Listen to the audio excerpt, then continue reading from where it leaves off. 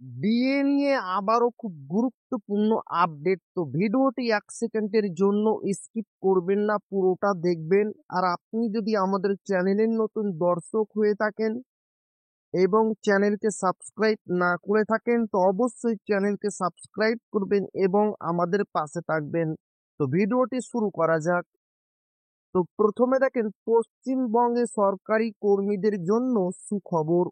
ধাপে ধাপে বেতন ও ডিএ মেটানোর উদ্যোগ। পশ্চিমবঙ্গে সরকারি কর্মীদের জন্য সুখবর। ধাপে ধাপে বেতন ও ডিএ মেটানোর উদ্যোগ।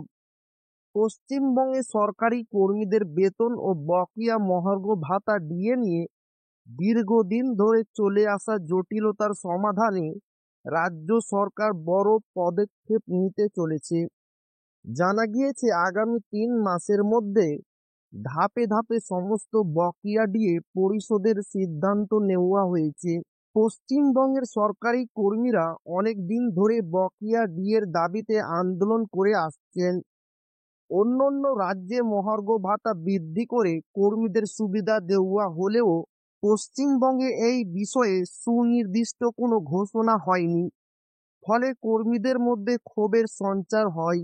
সরকারি সূত্র অনুযায়ী বকেয়া ডিএর অর্থ মাসে মাসে কর্মীদের ব্যাংক অ্যাকাউন্টে জমা করা হবে। পুরো প্রক্রিয়া 3 মাসে সম্পূর্ণ করার লক্ষ্য স্থির করা হয়েছে। এর পাশাপাশি খুব শীঘ্রই নতুন করে 6% ডিএ বৃদ্ধির ঘোষণাও হতে পারে বলে জানা গিয়েছে। সবকিছু ঠিকঠাক থাকলে ফেব্রুয়ারি মাস থেকেই কর্মীরা বকেয়া ডিএ পেতে শুরু করবেন।